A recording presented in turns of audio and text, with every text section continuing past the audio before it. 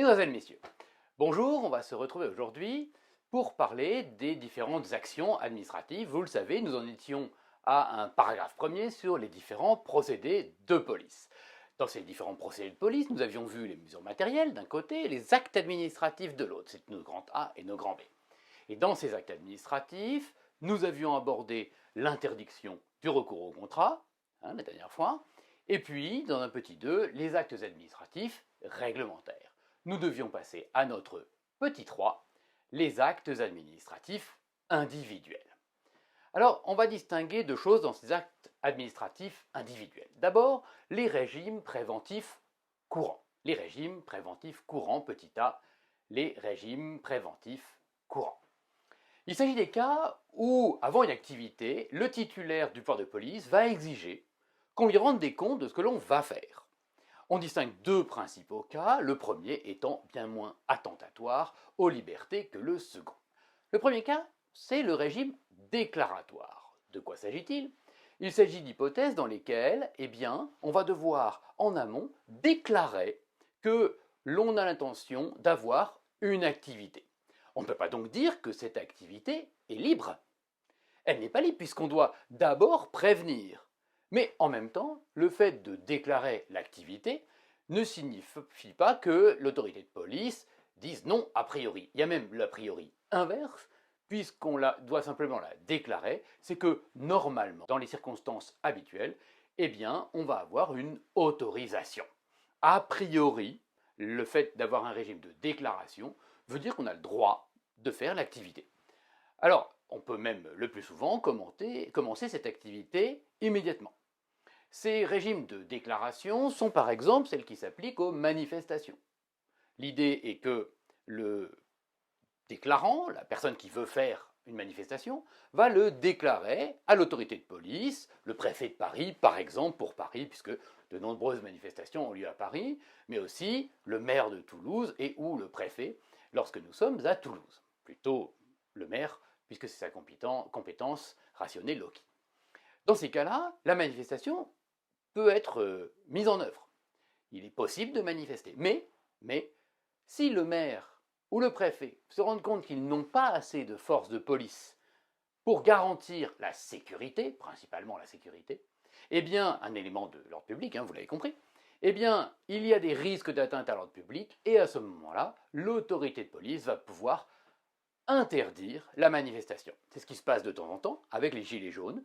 Lorsque les gilets jaunes déclarent qu'ils vont faire une manifestation, ils respectent le droit en cela, ce n'a pas toujours été le cas, et quand ils déclarent, le maire de Toulouse parfois dit non, je n'ai pas les forces de police, les CRS sont épuisés, ils sont pris à d'autres endroits, et par conséquent, j'interdis la manifestation. Vous voyez que ce régime déclaratoire est plutôt favorable aux libertés, puisqu'il part du principe qu'on a le droit d'effectuer l'activité. Le deuxième régime, c'est le régime d'autorisation préalable. De quoi s'agit-il?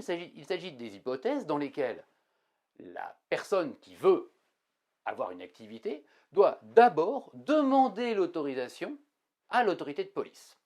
Vous voyez bien que ça veut dire que, a priori, sans cette autorisation, l'activité est interdite. On a de nombreux cas de cela. C'est le cas, par exemple, des permis. Permis de conduire, par exemple, vous n'avez pas le droit de conduire tant que vous n'avez pas un permis. Permis de construire aussi, vous n'avez pas le droit de construire votre maison tant que vous n'avez pas ce permis. Et puis aussi les licences. On pense par exemple à la licence 4. La licence 4 étant la licence qui permet aux débits de boissons de vendre de l'alcool, aux plus de 18 ans quoi qu'il en soit, mais de vendre de l'alcool, y compris sans avoir à donner un repas en même temps. La licence 4, c'est la licence des bars. Si vous regardez bien, cette licence 4 sera dans tous les bars dans lesquels vous allez. On va aussi penser à des mots comme les visas. Les visas sont aussi des régimes d'autorisation préalable. Tout ça sont des mots qu'on donne à des régimes d'autorisation préalable. Les visas, vous en avez vu, avec les visas pour l'autorisation des films. Le visa d'autorisation d'exploitation d'un film est une autorisation préalable. Donc, permis, licence, visa, agrément aussi, tous ces termes-là sont des cas de régime d'autorisation préalable. Il faut d'abord avoir ces permis, licences, visas ou agréments pour exercer une activité. On ne peut pas l'exercer sans. Alors c'est un régime, vous le comprenez, bien plus attentatoire aux libertés, évidemment. Même si, bien entendu, l'autorisation demandée ne veut pas dire qu'elle va être refusée a priori.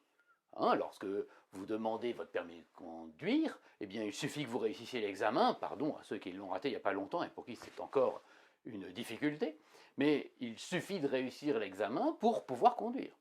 Donc, ce n'est pas nécessairement un non, mais ça n'est pas automatiquement un oui non plus. Passons maintenant au petit b, les régimes des actes demandant exécution. Petit b, le régime des actes demandant exécution. Ces régimes ne sont pas liés directement à des régimes préventifs généralisés. Il y a des hypothèses dans lesquelles, quoi qu'il arrive, pour conduire, il faut avoir le permis.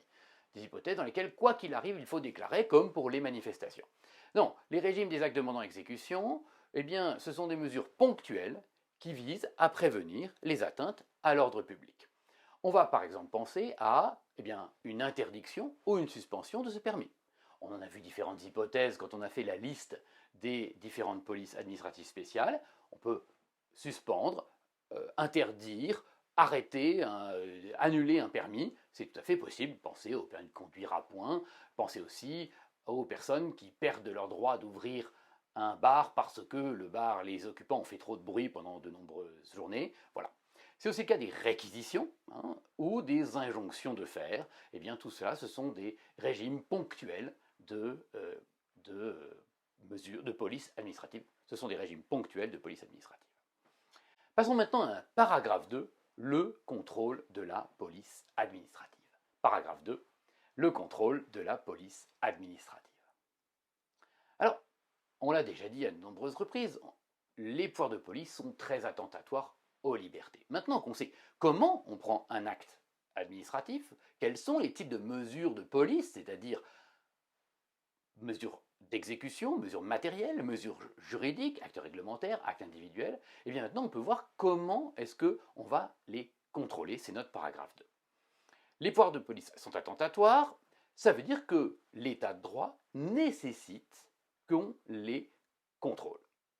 S'il n'y a pas de contrôle à ces mesures de police, alors on peut avoir un état qui n'est pas un état de droit, qui n'est pas assez protecteur des libertés.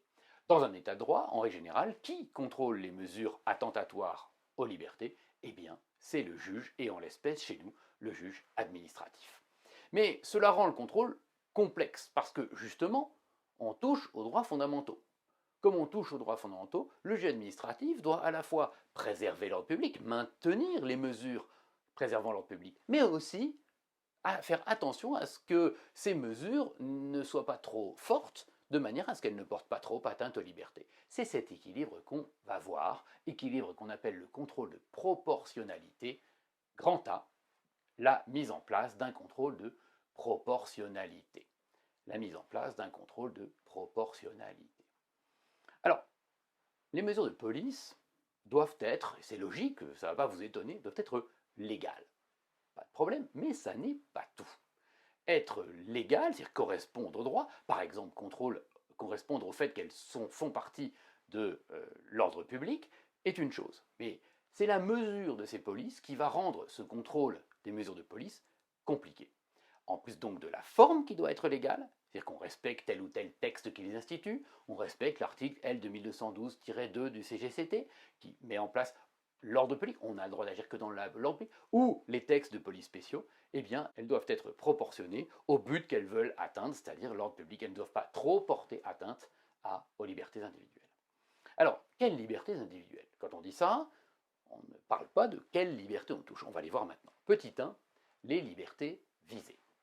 Petit 1, les libertés visées. Alors, on va avoir un certain nombre de libertés bien différentes. Vous voyez, vous, immédiatement, la liberté d'aller et venir, notamment dans une manifestation. On va voir qu'il y en a quelques-unes d'autres, je ne vais pas toutes les lister, mais quelques-unes pour que vous y pensiez. D'abord, la liberté d'association. Liberté d'association, eh bien oui, le fait de se réunir, le fait de faire des syndicats, la liberté syndicale, la liberté de réunion, peuvent être atteints par la mesure de police. Le fait d'interdire de se réunir parce qu'il y a des troubles à l'ordre public, eh bien, porte atteinte à ces libertés-là. C'est aussi le cas, par exemple, de l'atteinte à la liberté du commerce d'industrie ou atteinte à la concurrence. On en a un avis du Conseil d'État, Conseil d'État avis du 22 novembre 2000, Conseil d'État avis, 22 novembre 2000, société L et P Publicité, qui est une reconnaissance de la possibilité pour une mesure de police de porter atteinte à la liberté du commerce d'industrie. En l'occurrence, il s'agissait d'un cas dans lequel la réglementation de l'affichage ne devait pas porter atteinte aux règles de concurrence de manière injustifiée. On en a un exemple très courant aussi maintenant avec la Covid-19 et toutes les mesures qui ont été prises. Vous comprenez bien que quand on interdit à un bar de fermer à 22 heures, à quoi porte-t-on atteinte? À la liberté du commerce et de l'industrie du bar, qui lui permet de faire ses bénéfices, d'avoir des clients. Et si on lui restreint les horaires, eh bien, on porte atteinte à cette liberté-là de faire du commerce comme on le veut, qui est un principe en France. Vous savez que sous l'Ancien Régime, eh bien, il y avait des obligations de faire partie de corporations pour avoir le droit de faire certains métiers. Ça a été supprimé par la Révolution française. Et donc cette liberté du commerce et de l'industrie est très importante. Et quand on arrête les bars, quand on fait un confinement, en général, on va porter gravement atteinte à la liberté du commerce et de l'industrie. Au fond, même de manière plus mesurée, l'obligation de porter le masque, avoir un certain nombre de mètres carrés par personne, qui conduit à pousser les gens à avoir du télétravail, eh bien tout cela porte atteinte à la liberté du commerce et de l'industrie, qui est celui des patrons, si on le veut, des chefs d'entreprise, d'organiser leur entreprise comme ils le veulent. Les mesures de police vont aussi porter atteinte à la liberté religieuse parfois. On en a un exemple dans un grand arrêt, 3 étoiles, LP Publicité aussi, 3 étoiles, un arrêt du Conseil d'État du 19 février 1909, Abbé Olivier. Abbé Olivier, comme le prénom. En l'occurrence, il s'agissait d'un cortège funèbre religieux sur la route, et le maire avait voulu interdire tous les cortèges funèbres, c'est-à-dire tous les cortèges qui menaient les gens à leur dernière demeure dans les cimetières. Pourquoi? Parce qu'ils y voyaient une manifestation religieuse. On est en 1909, vous voyez bien l'importance, on est juste après la loi de séparation des églises et de l'État. Et donc, le Conseil d'État a estimé que, oui, ça pouvait porter atteinte à la liberté religieuse, qui fait partie des libertés en France. Vous ferez toutes ces libertés publiques ou individuelles l'an prochain dans votre cours de licence en 3e année. Petit 2, le contrôle du juge sur le respect de l'ordre public, ce qu'on appelle le contrôle de proportionnalité. Petit 2, le contrôle du juge sur le respect de l'ordre public, un contrôle de proportionnalité. Alors, ce contrôle de proportionnalité fait l'objet d'un contrôle qu'on appelle en 3 temps. 3 temps du contrôle, et on va bien comprendre de quoi il retourne. D'abord, le juge, dans un premier temps, va vérifier que le but de la mesure de police protège bien un élément de l'ordre public. Alors, vous vous souvenez, et c'est pour ça que j'avais insisté sur cet arrêt-là, l'arrêt du Conseil d'État du 12 novembre 1997, ministre de l'Intérieur contre communauté tibétaine en France. Ministre de l'Intérieur contre communauté tibétaine en France. Dans cet arrêt du 12 novembre 1997, le préfet justifiait l'interdiction de manifester le long du trajet du président chinois par des Tibétains. Pourquoi? En disant « cela pourrait porter atteinte aux relations diplomatiques de la France ». Et le Conseil d'État lui avait dit « non, en réalité, ce n'est pas un élément d'ordre public, donc je contrôle ça et je constate que l'acte est illégal parce qu'il ne fait pas partie, il n'a pas été pris dans un but d'ordre public ». Deuxième élément du raisonnement, le juge contrôle que la mesure est nécessaire. Alors, qu'est-ce que ça veut dire? Ça veut dire qu'il ne faut pas qu'on porte atteinte, il ne faut pas que l'autorité administrative, les autorités qu'on a vues, portent atteinte à une liberté sans que ce soit nécessaire. En gros, et pour lire autrement et avec un slogan de l'année 1968, il est interdit d'interdire. Voilà. Mais pas généralement, il est interdit d'interdire quand il n'y a pas d'utilité, quand ça n'est pas nécessaire. Par exemple, on ne peut pas interdire à un bar d'ouvrir s'il n'y a pas de raison sanitaire ou de sécurité publique ou d'ordre public en général. S'il n'y a pas de raison de ce type-là, on n'a pas le droit d'interdire n'importe comment, comme on le veut, pour le bon vouloir du titulaire du pouvoir de police. On ne peut pas interdire une manifestation s'il n'y a aucun danger pour l'ordre public. Alors, c'est le cas de la Covid-19. on pourrait se poser des questions à cet égard. Est-ce que par exemple, la mesure de police nous imposant des masques est utile?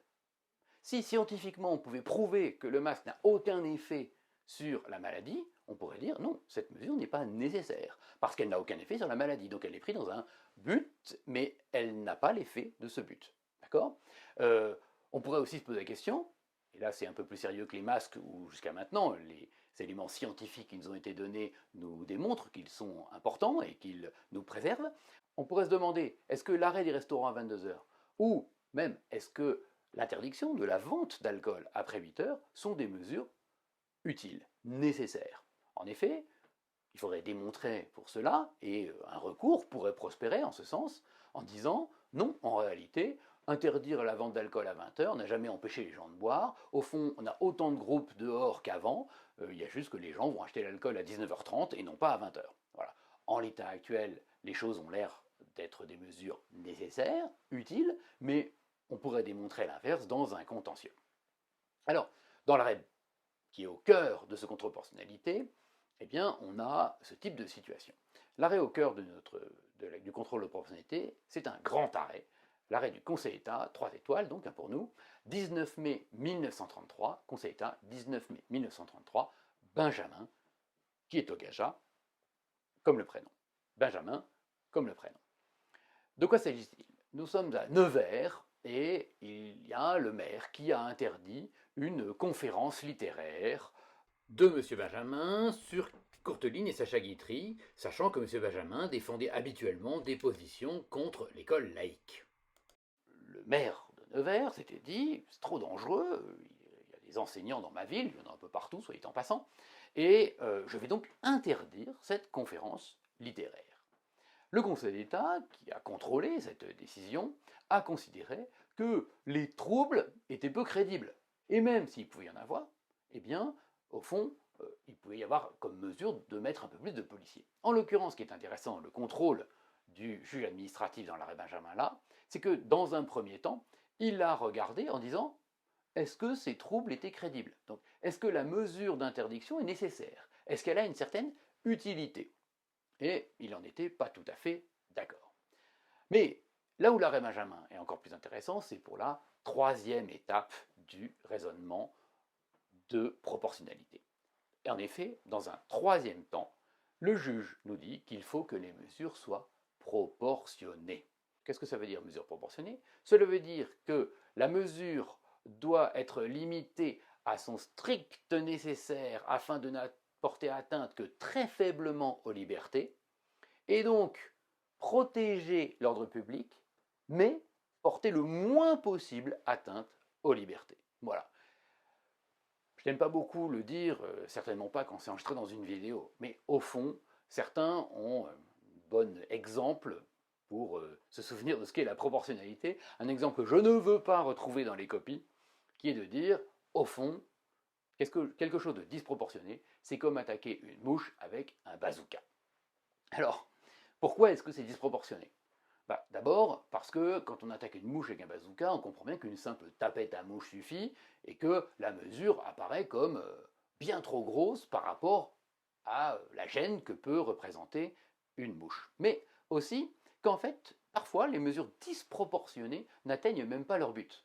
Au fond, si vous êtes dans une salle, que vous tirez au bazooka, il y a une flamme énorme derrière vous de plus de 3 mètres, vous faites exploser le plafond, etc. Mais en fait, peut-être même que la mouche peut en réchapper. Donc, voilà pourquoi cet exemple revient de temps en temps en disant que une mesure disproportionnée, c'est comme attaquer une mouche avec un bazooka.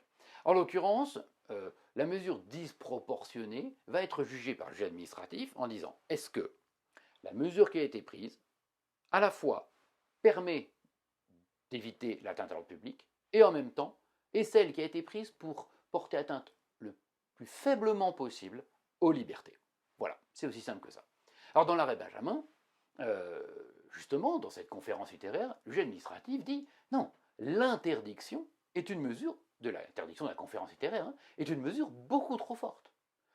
Pour éviter les atteintes à l'ordre public, même si elles sont peu crédibles, qu'est-ce qu'il fallait faire? Mettre un ou deux policiers dans la salle. Mettre un ou deux policiers dans la salle aurait à la fois garanti la liberté de réunion et évité les éventuels troubles à l'ordre public. D'accord? L'interdiction, effectivement, évite les troubles à l'ordre public, mais porte beaucoup trop atteinte aux libertés. Alors, on a un autre exemple plus illustratif, hein. Je vais vous donner un arrêt, une étoile. C'est dans un arrêt, une ordonnance du Conseil d'État, ordonnance 27 juillet 2001, Conseil d'État, ordonnance 27 juillet 2001, ville d'Étampes, E-T-A-M-P-E-S. Conseil d'État, ordonnance 27 juillet 2001, ville d'Étampes. Dans cet arrêt, il s'agissait de l'interdiction des mineurs dans la rue après une certaine heure. Les mineurs, pas ceux qui font la mine, hein, les mineurs, les enfants de moins de 18 ans. Donc l'interdiction des mineurs dans la rue après une certaine heure est une mesure qui était prise par le maire d'Étampes.